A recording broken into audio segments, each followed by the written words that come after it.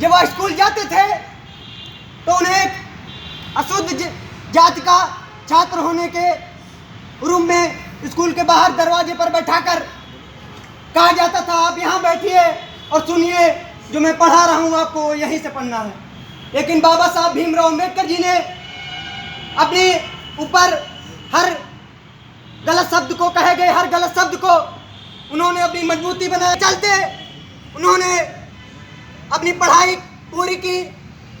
और जब अब भारत लौट कर आए तो उन्होंने हर उस महान क्रांतिकारी महापुरुष में गांधी जी से लेकर मेरा देश आज़ाद तो हो जाएगा, लेकिन जो हमें धर्म जात छूत अछूत के रूपों में विभाजित किया गया है, उनसे हम कैसे ऊपर उठेंगे।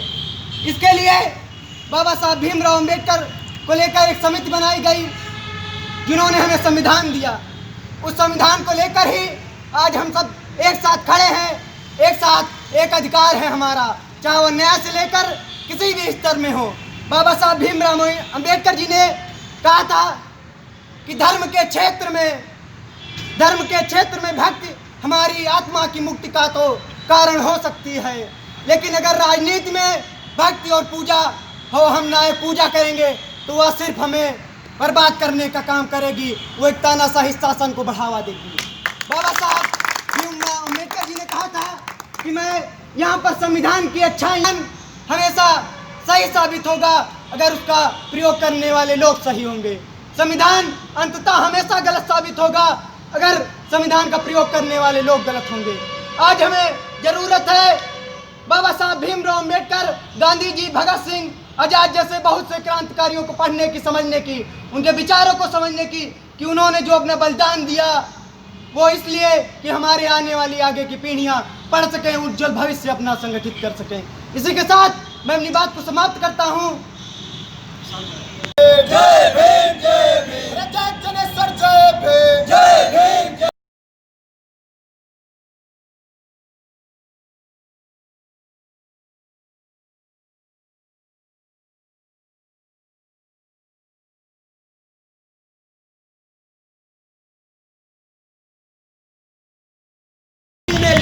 दिसंबर यानी संविधान निर्माता बाबा साहब डॉक्टर भीमराव अम्बेडकर का महापरिनिर्वाण दिवस आज मनाया जा रहा है।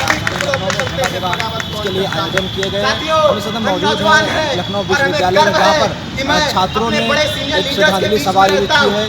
यहाँ पर बाबा जी की प्रतिमा पर माल्यार्पण किया है, तो श्रद्धांजलि अर्पित की। हमारे साथ छात्र मौजूद हैं, उनसे बात करेंगे किस तरह से वो आज श्रद्धांजलि सभा। राजनीति में इतना मुझे दिलचस्पी नहीं थी, लेकिन जब आया समाज की दिशा व दशा देखी और भैया के विचारों से प्रेरित होकर मैंने राजनीति में कदम रखा, तो मुझे लगा कि हाँ, मुझे भी क्षेत्र में जरूर बड़ा करना है। और साथियों देख लीजिएगा, आने वाले समय में यही युवा देश चलाएंगे। देखिए आज तो ये जो जो सरकार है युवा लोग बैठे हैं, दमन करते मैं कहना चाहता हूँ, हर दर पे युवा की आवाज़ दबाई जा रही है।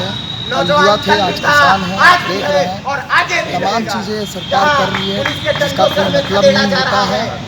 और बाबा साहेब के कॉन्स्टिट्यूशन की जो उन्होंने दिया है हंसने का, खेलने का, सुख से जीने का, बोलने का अधिकार, उसकी आज हमें बहुत आवश्यकता है इस मौजूदा सरकार के होते हुए, क्योंकि हर जगह ये सरकार हम जैसे छात्रों को सप्रेस्ट कर रही है, किसानों को सप्रेस्ट कर रही है। यूथ इससे बहुत कहीं ना कहीं डिमोटिवेट हो रहा है, जिसकी हमें लगता है कि आज हम बाबा साहब का डेथ एनिवर्सरी सेलिब्रेट कर रहे हैं, 64th डेथ एनिवर्सरी आज इनका सेलिब्रेट कर रहे हैं।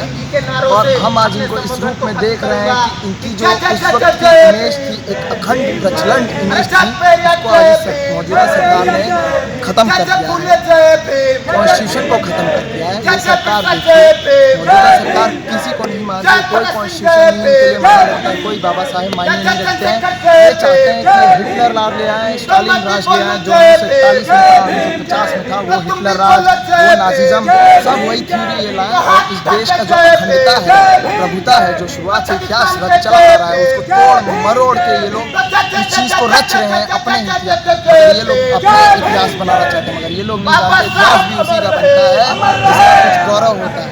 इन लोग का कुछ गौरव नहीं है। आज की ये मौजूदा सरकार है, इसको अभी कुछ तमाम मुद्दे हैं जिसके बारे में भनक तक नहीं है।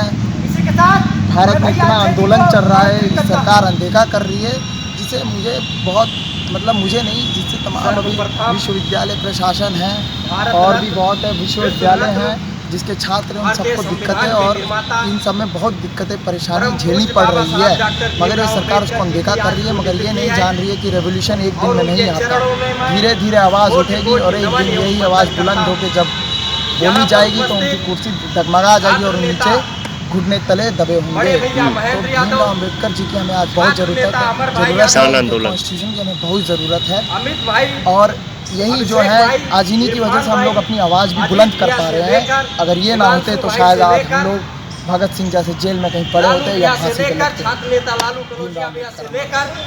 जितने बड़े भाई और छोटे भाई उपस्थित हैं, मैं सभी को प्रणाम करता हूं। किस तरह से आप देख रहे हैं संविधान साथियों, बाबा साहब के विचारों की प्रासंगिकता को हम इस जैसे कि माध्यम से माप सकते हैं कि आज उनको ना चाहने वाले भी आजकल बाबा साहब की भीमराव अम्बेडकर को अपने आप में अपने समय में एक महान महारत हासिल किए थे। उनके दिल में बाबा साहब की कोई जगह नहीं है, उन्होंने बहुत कुछ किया है और उन जैसे महान महारथी की आज हम लोगों की बहुत ज़रूरत है। और जैसे कि देश में बहुत सारे मुद्दे हैं, बहुत सारे सरकार है जो प्रेजेंट टाइम में है, देख रहे हैं आप कितने सारे किसान, कितने सारे बहुत सारे मुद्दे हैं जिसको हम कितना गिना नहीं सकते हैं आप। तो ऐसे हम लोगों की आज समाज में नवयुवक नवशिक्षा मतलब की ज़रूरत है और इसी कारण यहाँ पर सभी नवयुवक मिलकर बाबा साहब की डेथ एनिवर्सरी हम लोग 64 डेथ एनिवर्सरी मना रहे हैं यहाँ पे सभी लखनऊ विश्वविद्यालय के छात्र। और हम यही आशा करते हैं कि यहाँ पे जो भी आने वाली भविष्य है पीढ़ी है, ऐसे महान महारथी आएँ। और आप भी जानते हैं कि हमारे बाबा साहब भीमराव अम्बेडकर ने वो जानते थे उन समय जैसे उन पर अत्याचार दलितों पर होता था कि वो कभी स्कूल में जाते थे तो उनको पानी पीने के लिए उनके अलग से प्यून रखे जाते थे, उनको बाहर बैठाया जाता था, पीछे बैठाया जाता था क्लास से, और अगर प्यून नहीं आता था तो उनको पानी पीना पूरे के दिन प्यासा रहना पड़ता था। आज की जो पहली की बाबा साहब के जीवन संघर्ष को अगर हम पढ़ेंगे कुछ न कुछ अंश यहाँ पर तो उससे हमें ऐसी प्रेरणा मिलेगी प्रेजेंट टाइम में और किसी माध्यमों से हमें नहीं मिल सकते हैं। और जो लोग कहते हैं बाबा साहब युवाओं को, छात्रों को उनसे सबक लेना होगा और बाबा साहब के दिखाए हुए रास्ते पर चलना होगा, तभी हमारा देश सुरक्षित रह सकता है। विशेष संवाददाता जाहिद अली की report, press man news, Lucknow.